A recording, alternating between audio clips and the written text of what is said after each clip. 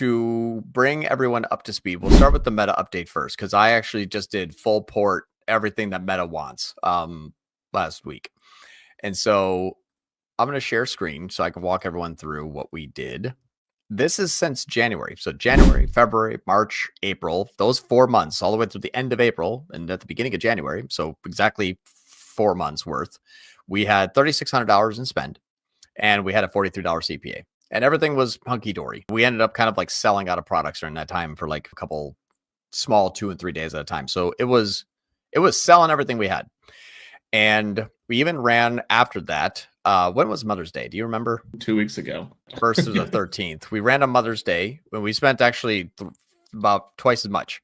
So we went from 389 because this one, we ended up turning this one off, I think, all the way up until even it was still running on May 13th. So this one was running at the same time as our Mother's Day sale.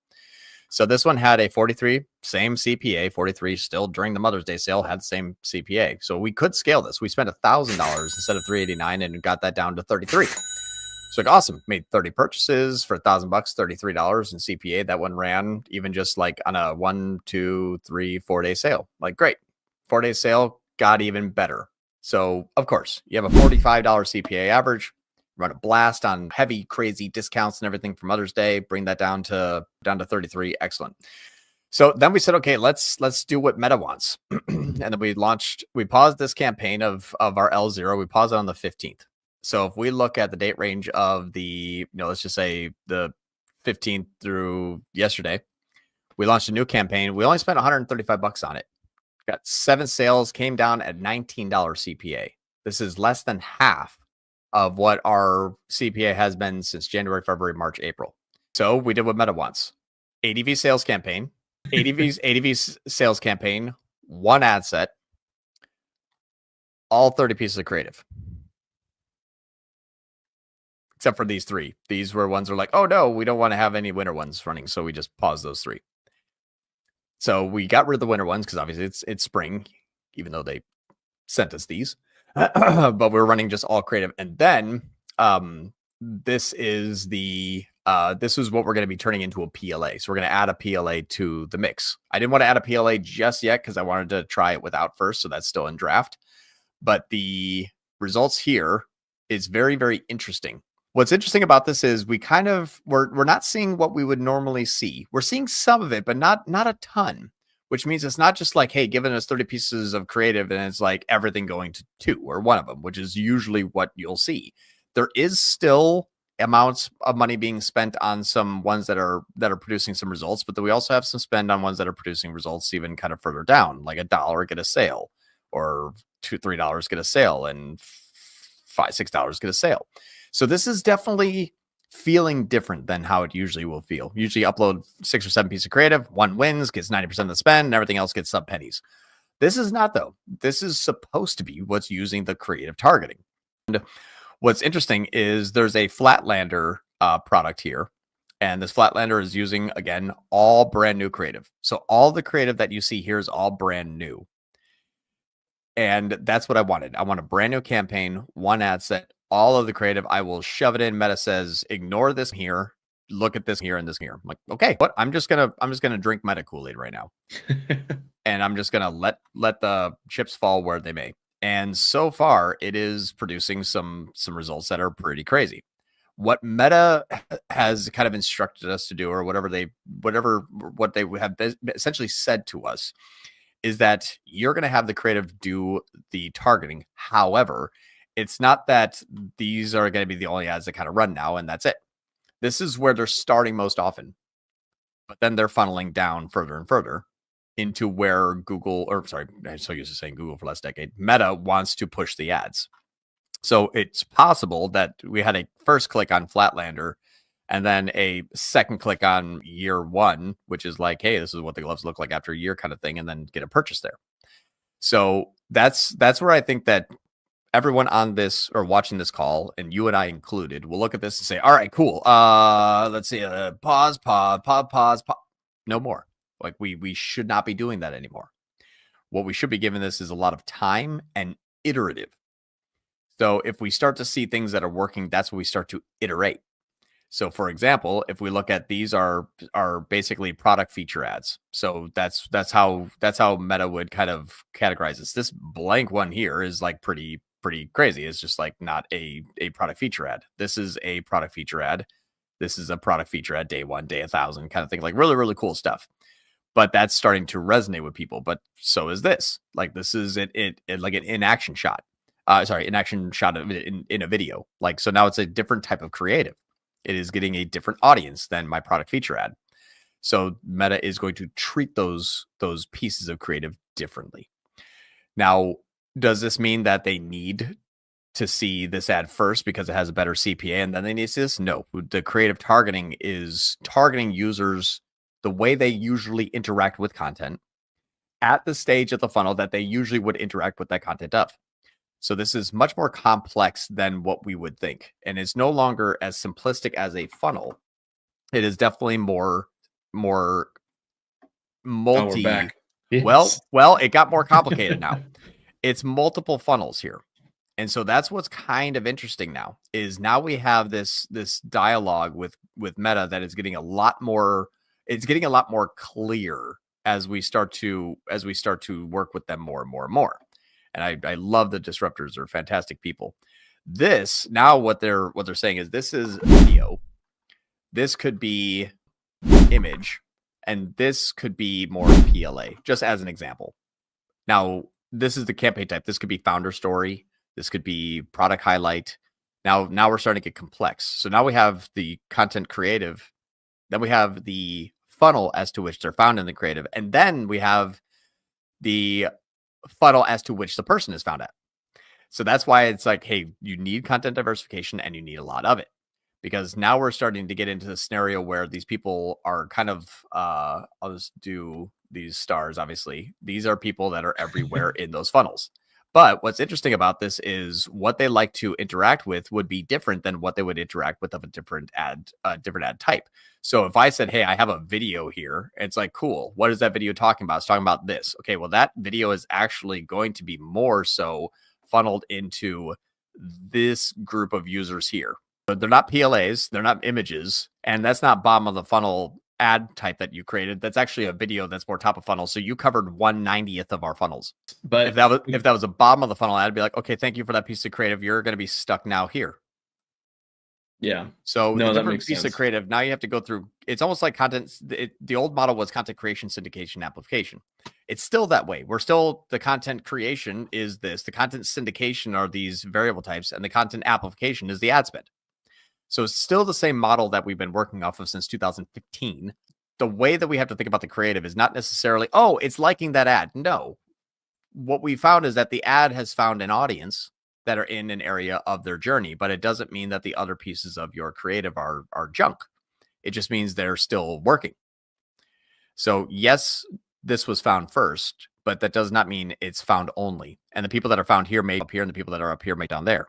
The different pieces of creative and different portions of the funnel as they progress through their own funnel is why Meta wants everything in one ad set and why they dedupe by ad set. To see CPA be cut in half overnight is pretty crazy. When did we start this campaign? This one was started on the 16th, and I'll just do this last thing here. Our first 2 days was sub $10. Our first 2 days to launch this campaign went from $45, got 4 purchases for $38. It was sub $10 CPA. I'll pause there. Wow. First 2 days. Yeah, I sold $400 in gloves for $38. And then it was like, oh, and then we're like, okay, so great, John. That's awesome. But you're looking at in-app performance counting on metrics, right? If I look at the week-over-week performance on top line, last 7 days compared to previous period, 70% more orders, 83% more revenue. Flatlander Vermont Glove is up 277%.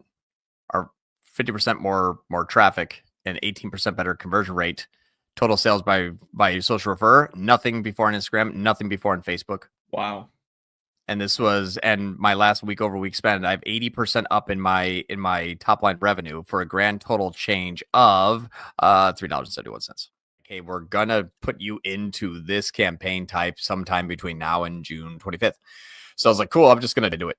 And so Yeah. I'm using an Advantage Plus shopping campaign. However, the shopping does not have the PLA, so there is no catalog ad, and Advantage Plus shopping will turn into Advantage Plus sales during the changeover. So I'm already set up to seamlessly transition when it happens. There should not be any interruption to my campaigns now. The the other portion of it is that PLA that I mentioned. Because Creative is doing the targeting, the PLA is going to dictate who is going to see that PLA, and that is people are ready to buy or have already bought, because it's going to start to go after warm traffic, which also means existing customers. Now, these gloves last for 100 years, and I'm not even joking on that. Like they've had, like they've been in business for a long time. They're still American made. They're with high quality leather. Blah blah blah blah blah. External or internal external stitching, so it's soft on your fingers, but like deer sinews, so it doesn't stretch and blah blah blah. So they're $120 gloves. Like they are meant for the American farmer kind of thing. The LTV sucks. Yeah, I was gonna say, like, you only buy gloves once. You can pass the gloves down through generations. So getting that CPA from $45 on average down to sub 20, we double their profit margin. And so that's where the sales are like 80% up. It makes sense. You take a half CPA, it means your revenue has 100% increased. And so we're starting to see that immediately, kind of like right inside the platform and inside of Meta, which is fantastic. But I told people at Tier 11, the agency that I'm working with and have a part ownership of, I'm like, Meta just took all technical media buying and potentially just chucked out the window. So I was like, I can see if I can prove it. I'm like, one campaign, one ad set, 30 pieces of creative, and like, do your thing, Meta. Fucking cut it down in 50% in a week. Yeah, no, you cut it down by 75% in the first 3 days. I think that's just insane how it's weird, because like we go through all these iterations of like, this is the strategy, and it's kind of like stitched together based off of like how we think it is, and then like we prove that it's like that, but it's maybe like 70% of what's actually going on. And then like, I think we were talking about this too. I think this is like the first time that we've had like the actual strategy from the source, and we've tested it and seen it work at the same time. So it's like not just Google saying, yeah, turn on PMX and close your eyes, right? But like one of those actual, this works. But my question to you then on this is, and I'm sure other people have this too, is whenever you're looking at like those 30 different ads, or whatever's in that one ad set, so you're mainly looking at the amount spent and the overall CPA, like the results from that, right? How do you optimize that, or what's kind of the thought process behind letting people, giving it enough time to go through the funnel, and then when is that time done? So what we're going to be doing is basically giving this more time. And I want to see where the spend goes and where it doesn't go. If there is a time where this thing spends 18 cents, does it ever spend more than 18 cents? And this 18 cents is stuck there forever. Maybe it goes up to 25. Who cares? It's not spent more than $1 after the next month. I'm going to give this a month of not touching it. The reason why is because with creative targeting, what I and Meta and no one really knows right now is nimble as a mongoose. Okay, that's a pretty no one ever accused these people of being amazing creative. Visual, hey, they make a good product though. So exactly, visually they're fantastic, and the product is even better. So the product speaks for itself. But what Meta is going to say is A, no one's resonating with this ad, and B, the ad that is very similar to this, that is having people resonating, is with maybe this ad here. So introducing Flatlander, our maximally dexterous work glove. Okay, again, creative is pretty straightforward. It's not really, right. And so we have to say, okay, that's starting to get spend on it. Now, are those two the same product creative types? They're images. They are introductory. They're more founder story-esque type of creative, so top of funnel. So I technically would have two pieces of creative that would go after the same audience. Yeah. No, that makes sense. That makes a lot of sense. I think that helps that conversation a lot. Yep. Now, what about the next ad that's also not spending? Is it just kind of image of work? Yep. Okay. So that's about the same thing.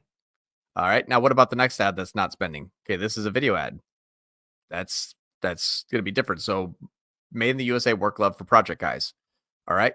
Is that at all similar to made in America? And yeah, that's probably about similar. It looks to be the same type of creative as a video about our product. Okay. So we have to look over and say, where is there overlap that says, if I was going to reiterate this ad, do I already have another iteration of this ad type to about the same audience that's already getting spent? If yes, you're free to pause it. Creative is doing the targeting. So if you have two pieces of creative that are both doing the targeting, they both can't win. Meta won't let it. So Meta says, okay, which one do we test? Well, you have two. This one got $30 in spend. This one got 20 cents.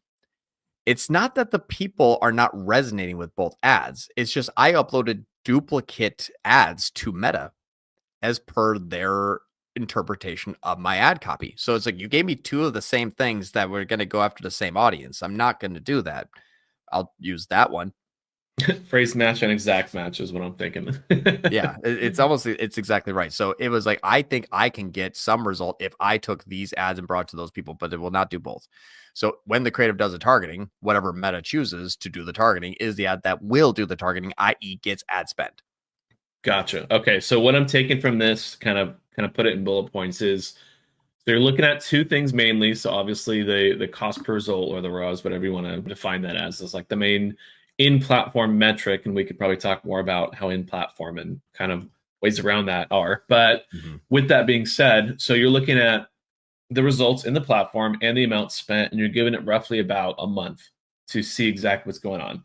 You're also looking at the differences between the results of very similar creative on ones that spend versus don't spend, to see if you're targeting the same user, and then pausing the ones that didn't have those results. So an example would be if you had an ad that was spending a lot of budget but no results, you would leave that on because it might be further up the funnel and they might be converting on like that 7-day, outside of that 7-day window.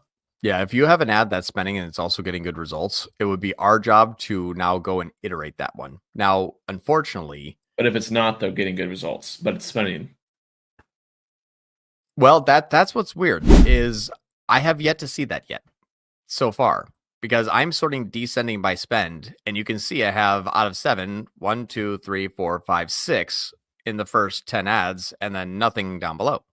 So if it's spending, it also is working. At least I have the top 6 ads that are spending. The top 5 are working. Now, is this ad going to work at all? Probably not. That looks almost identical to this one here with a different background.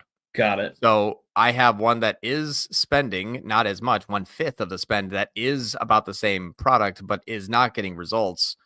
This one, honestly, right now, I would be okay to pause it. I'm not going to, but I would be okay to. I want to see, do these ever change places? Do they ever do this? Does Meta retest different iterations of the same ad, or does it, once, if I upload 2 and one's found, is that ad up for adoption? Like, just give it away now. We'll never love it. You try it now. Go out there and find someone. Yeah, you're gonna find a family that loves you, little ad. I know you will, but we don't love you here. We love your brother. So that's kind of I have to make it entertaining, otherwise people fall asleep. So that's what I have to see is you're seeing real updated live testing inside real time. So we have no idea what's going to happen. This is kind of like our interpretation. All we have for Meta is we stick everything in one campaign. The ad creative is going to do the targeting. The targeting is going to dictate the performance. And then once performance starts to waver, that's when you iterate, which means if we whittle down to, let's just say in the 30 days later, the ads that we have running are, let's just say, the ones that basically got spent and we're starting to win anyway. Let's just that everything that shows a 1 in a month now will all say 5. Okay. But then there's going to be some CPA differences, and there's going to be some winners and some losers. But if I have an ad that's like, okay, this one is working well, it has the most amount of spend, it's got a good CPA. If I get 2 sales here in like the next day or so, that's going to cut this thing down into like a $15 to $16 or $18 to $20 CPA. That's going to be like one of the best things, the highest spend and the best CPA. So my job would be, if and when that happens, how do I take this ad here and how do I make this ad better? So maybe a bokeh background. So farmland background in springtime, which would be now slightly blurred. So now I got the visual of where this needs to be. Should it be an outer glow? Yes. Should I add more points, or should I change them? This one is about seamless and in-stream dexterity and yada yada yada. And I have all of these good pieces and points as to why this ad is working well. But this ad is not about comfort, maybe. It's about toughness. So what if I iterate this to now be more about comfort, where I'm showing the inside of the glove now too. So now it's a split screen. You got outside and inside. I have all the same points, but the inside's got like goat skin and sheep wool. Yeah, I don't know. I'm just making shit up now. Yeah, no, but it's good because this is where, like I said, it's shifting more into like the ICP and trying to. It's traditional marketing is really what it comes down to. Yeah, it's bringing it's taking the technical structures and say, hey, you don't have to be smart about how to use our system. You just have to be really good at promoting your product. And that's fair. Out, what the system wants, really. If I was to rebuild all paid media platforms again, I would say, please do it that way. Because if you have the better product, you have the better price, you win, period. Thank you, baby. Yeah. So that's when looking at this here, if I see the flatland feature is just crushing it, and I can see the other variation of it is not, but it's about the same product, great. I know the product is working. And now I need to do a better job at highlighting that product and trying to capture the most amount of audience. And if I can have durability and comfort, I might have been able to hit maybe some dual roles, dual genders, dual purposes, whatever it may be. So my job now is, wow, that's working. Why? Can I make it better?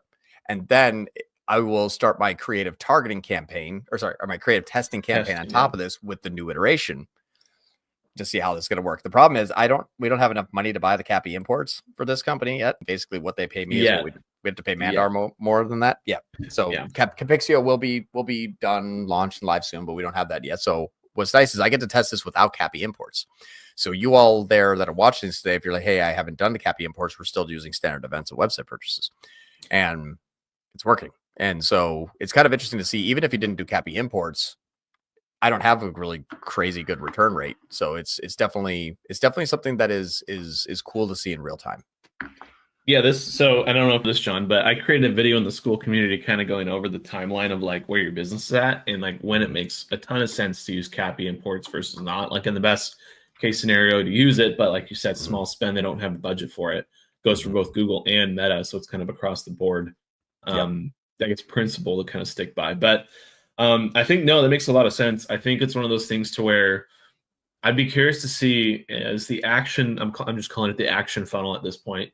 How the action funnel inside of Meta is going to develop with like multi-products and like upsells with LTV based, like trying to scoop people back up. Like let's say that they sell gloves and I don't know, they sell hats or something.